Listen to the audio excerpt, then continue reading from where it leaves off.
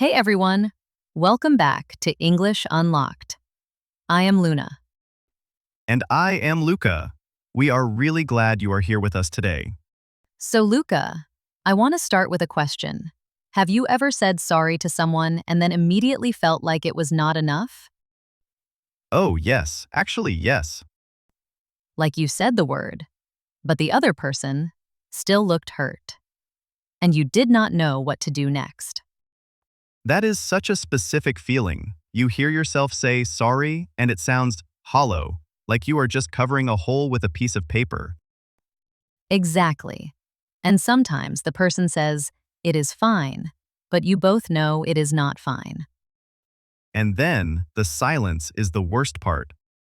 Today, we are talking about apologizing. Not just the word sorry, but everything around it. Why a simple apology sometimes fails, what actually makes someone feel heard, and how to say sorry in English in a way that feels real. Because in English, there are many ways to apologize, and some ways are much more powerful than others. We will talk about the feelings behind an apology, the phrases that actually help, and also the mistakes that can make things worse. And if you have ever been on the other side, waiting for an apology that never came or came in the wrong way, we want to talk about that too. Tell us in the comments. When you say sorry in English, do you feel confident? Or does it feel uncomfortable? We would love to know. Okay, so let us start with something I think we all know. Why does saying sorry feel so difficult sometimes? I think the first reason is simple. We are afraid. Afraid of what, though? Afraid that saying sorry means admitting we were completely wrong. Like if you apologize, you are giving the other person power over you. Oh, that is interesting. So the apology feels like a kind of defeat, Yes. Or sometimes we are afraid the apology will not be accepted, and that feels even worse than not trying. right? Like, what if I say sorry and the other person just stares at me? That fear is very real. I remember a moment with a close friend. We had a small argument about something silly, but I said something unkind. I knew I was wrong almost immediately. But you did not say sorry right away? No, I waited 3 days. 3 days, Luca. 3 days is a long time. Because every time I thought about saying sorry, I imagined her face. I imagined her saying, "Do not worry about it," in a cold voice. I was scared of that coldness. So the fear of a bad reaction made you delay the apology. And of course, the longer I waited, the worse it felt for both of us. I think a lot of people know that experience. You know you need to apologize, but the moment never feels right, and the longer you wait, the bigger the apology needs to be. And then it becomes this huge thing in your head. When really at the beginning, a simple, "Hey, I am sorry about what I said," would have been enough. So, one of the first things we want to say is, do not wait. A small apology given quickly is often much better than a big apology given too late. And for English learners, the language itself can make it harder. You might not know how to start. What do you say first? That is such a real problem. In your own language, you have automatic words. In English, you might feel frozen. So let us talk about that. What do you actually say? Okay, so sorry is a word. An apology is something bigger. Can you explain that more? When someone says sorry without anything else, it can feel empty, like an automatic word. But when you add something, it becomes a real message. What kind of thing do you add? The first thing is to say what you are sorry for. Not just "I am sorry," but "I am sorry that I said that in front of everyone." Oh, that is a big difference. Because when you name the specific thing, the other person knows you actually understand what hurt them. Right. Otherwise, sorry could mean anything. It could even sound defensive, like, "I am sorry you feel that way." Oh, that phrase. "I am sorry you feel that way." That one is dangerous It sounds like an apology, but it is not. because it puts the problem on the other person's feelings, not on your action. You are not taking responsibility. So we want to avoid that one. Instead of, I am sorry you feel that way, try, I am sorry I made you feel that way. Do you hear the difference? One says, your feelings are the problem. The other says, my action is the problem. And that small change in language can completely change how the apology lands. Okay, so the first part of a real apology is name the specific thing. I am sorry that I forgot your birthday. I am sorry that I was late. I am sorry that I interrupted you. Simple and specific. That already makes it feel more real. What is the second part? I think the second part is showing that you understand the impact. Not just what you did, but why it mattered. Can you give an example? Okay? Imagine you canceled plans with a friend at the last minute. You could say, I am sorry I canceled. I know you were looking forward to it, and I let you down. That is much warmer than just, sorry I canceled. Because you are showing that you thought about the other person. You are saying, I see you. I understand what this cost you. And that is what people actually need when they are hurt. They need to feel seen. Yes, people do not always need the other person to be perfect. They just need to feel like you understand. Okay, name the thing. Show you understand the impact, what comes after that. I think the third part is the part people forget most often. What is it? Not making an excuse right after. Oh, that is a good one. Because we often do this, we apologize and then immediately explain ourselves. I am sorry I was late, but the traffic was really bad. And suddenly, the apology is gone. Yes. The word but erases everything before it. So the advice is, if you need to explain, separate it from the apology. First, apologize properly. Then, if it is relevant, explain later. Or you can say, I want to explain what happened, but first I just want to say I am truly sorry. That order matters so much.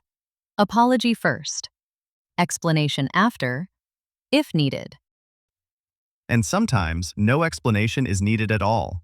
Sometimes the other person just needs to hear the apology without anything attached to it. I learned this from a situation at work. My colleague spent a long time preparing a presentation, and I, without thinking, made a joke about it in front of the team. Not a mean joke, but it came out wrong. Oh no. She looked hurt, and I wanted to immediately explain that I was joking, that I did not mean it, that I thought it was fine. But all of that would have made it about you. Exactly. So instead, I waited until after the meeting, and I just said, I am sorry for what I said earlier. It was thoughtless. You worked hard on that, and my joke did not reflect that. That must have felt much better for her. She said, thank you for saying that, and that was enough. Because you were not defending yourself.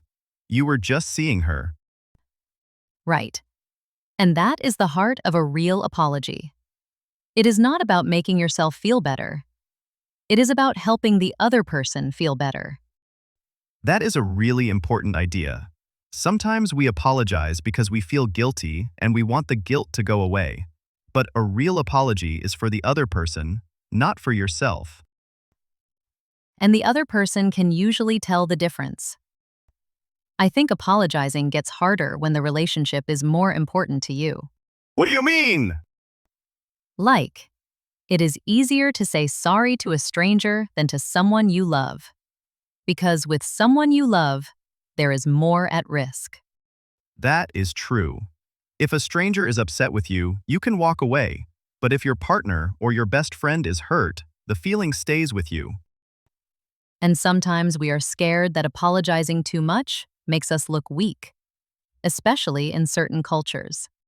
In some cultures, apologizing constantly is very normal. In others, it is seen as giving up your position.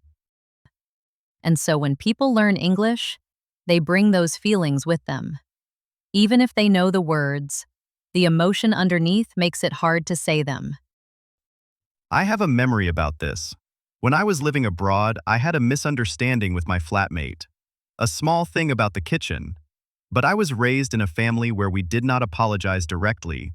We just let things get better with time. So you expected it to disappear on its own. Yes, but my flatmate was from a very direct culture. For her, the silence felt like I did not care. So the same silence meant two completely different things.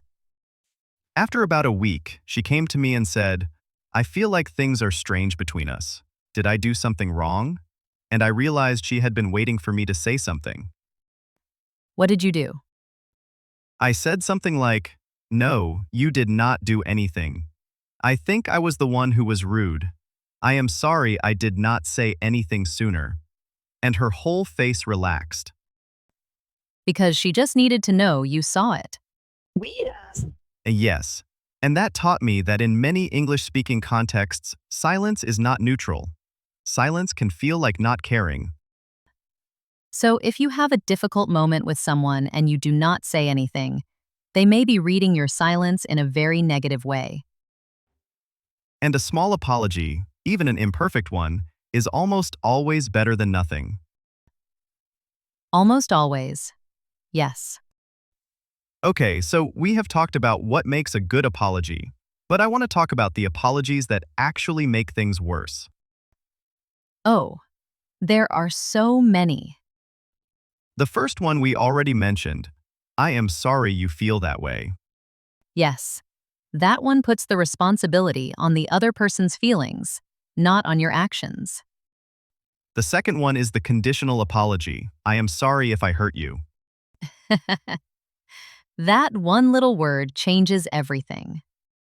Because if means you are not sure you did anything wrong. You are apologizing for a possibility, not for a real thing.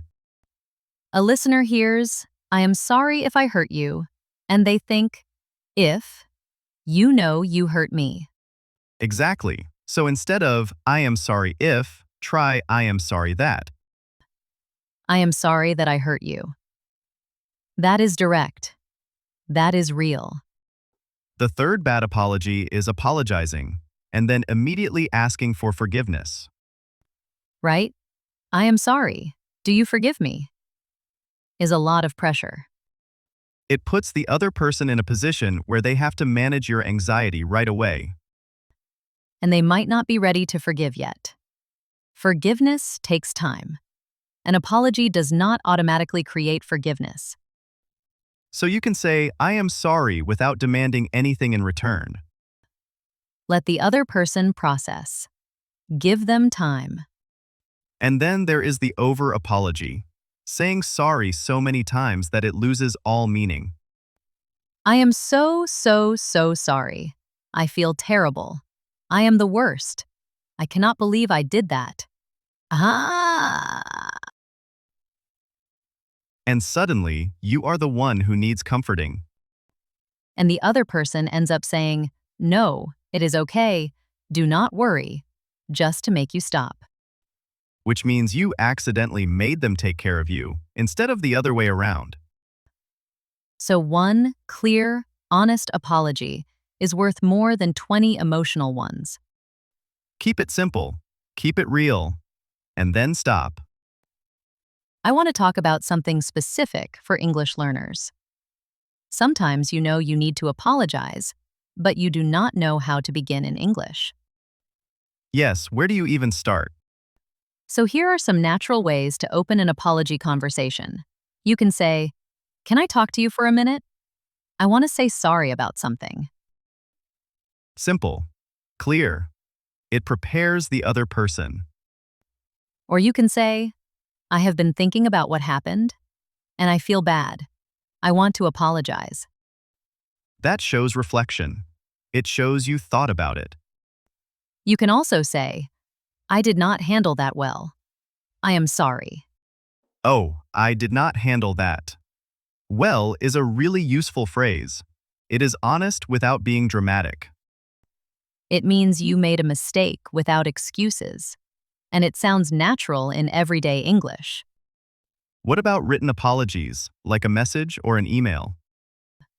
For a text message, you can write, "Hey, I wanted to say I am sorry about earlier. I should not have said that." Short and honest. No long explanations. For something more serious, in an email or a longer message, you might write, "I have been thinking about our conversation. I was wrong to say what I said, and I am truly sorry. You deserved better from me." You deserved better from me. That is a powerful line. Because it shows you value the other person. It is not just about the mistake, it is about who they are to you. And for English learners, it is okay if your apology is not perfect. An imperfect, honest apology is much better than a perfect script that does not feel real. Right? The feeling behind it matters more than the exact words. I want to bring up the other side. What do you do when someone apologizes to you? Oh, this is interesting. Because that is also a skill. We do not talk about this very much, but receiving an apology can be just as hard as giving one. Sometimes someone apologizes and you feel like you have to immediately say, "It is okay," because that is what you are expected to say. But what if it is not okay yet? Then you can say something like, "Thank you for saying that. I need a little time, but I appreciate you telling me." That is honest.